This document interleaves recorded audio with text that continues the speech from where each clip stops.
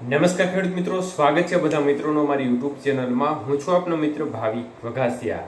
તો મિત્રો, ખાસ કરીને આ વિડીયોના માધ્યમથી આપણે વાત કરવાની છે આવનારી 24 કલાકની અંદર ગુજરાતના કયા કયા વિસ્તારમાં વરસાદની સંભાવના રહેલી છે, તેમજ સિસ્ટમની હાલની સ્થિતિ શું છે તે વિશેની માહિતી જાણીએ તે પહેલા જે પણ મિત્રો નવા છે તે ચેનલને સબસ્ક્રાઇબ કરી લેજો. તો મિત્રો, ચોમાસુ ધરી છે તે ધીમે ધીમે હવે નોર્મલ નજીક આવી રહી છે અને હાલ ચોમાસુ ધરી છે તે રાજસ્થાનના ગંગાનગરથી પસાર થઈ રહી છે અને ત્યારબાદ દિલ્હી, લખનઉ, રાંચી, ડીઘા થઈને બંગાળની ખાડીના ભાગો સુધી ચોમાસુ ધરી જઈ રહી છે. મતલબ કે નોર્મલ નજીક છે અત્યારે ચોમાસુ ધરી. અને ખાસ કરીને એક upper air cyclonic circulation system Kutch અને તેને લાગુ પાકિસ્તાન અને લાગુ રાજસ્થાનના ભાગો નજીક જોવા મળી રહી છે.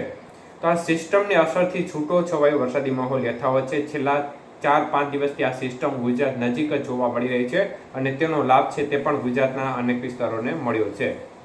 ત્યારે મિત્રો, વધુ એક upper air cyclonic circulation system Uttar Pradesh અને તેને લાગુ રાજ્યો નજીક જોવા મળી રહી છે.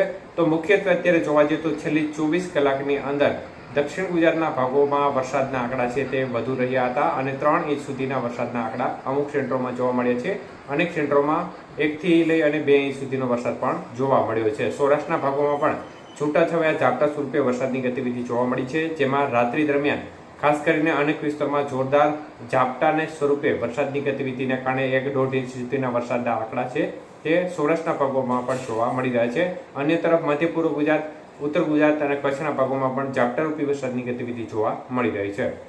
ત્યારે આવનારી 24 કલાકની અંદર વરસાદની ગતિવિધિ વિશે વાત કરીએ તો મિત્રો, કચ્છ નજીક રહેલા યુએસીમાં ભેજનું પ્રમાણ ચોક્કસપણે ઓછું છે, પરંતુ તો પણ અમુક વિસ્તારમાં તે ભેજ સપ્લાય કરી રહ્યું છે અને જેનો લાભ છે તે પણ અનેક વિસ્તારમાં જોવા મળી રહ્યો છે.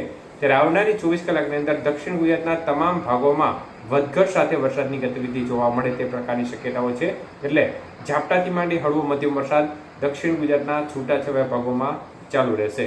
મધ્ય પૂર્વ ગુજરાતના ભાગોમાં પણ તે પ્રકારે જ છૂટાછવાયા ભાગોમાં વરસાદની ગતિવિધિ ચાલુ રહે તે પ્રકારની શક્યતાઓ દેખાય છે. ઉત્તર ગુજરાતના ભાગોમાં પણ આજે વરસાદની ગતિવિધિ છે તેમાં આંશિક વધારો થઈ શકે છે અને રેડા ઝાપટા સ્વરૂપે વરસાદની ગતિવિધિ વધી શકે છે.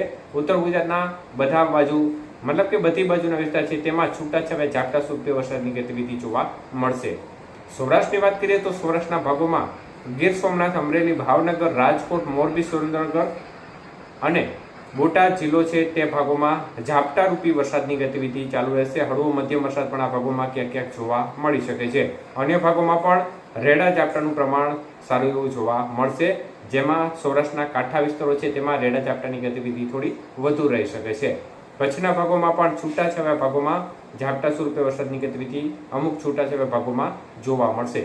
તો આ પ્રકારની શક્યતાઓ દેખાઈ રહી છે. એટલે આવનારી 24 કલાકની અંદર પણ વરસાદની ગતિવિધિ ચાલુ રહેશે. અને હવે ચોમાસું છે તે આમ જોવા જઈએ તો ભારતના મોટા ભાગના રાજ્યોમાં સક્રિય થયું હોય તે પ્રકારનો માહોલ જોવા મળી રહ્યો છે. મોટા ભાગના રાજ્યોમાં વધઘટ સાથે વરસાદની ગતિવિધિ તમામ રાજ્યોમાં જોવા મળી રહી છે.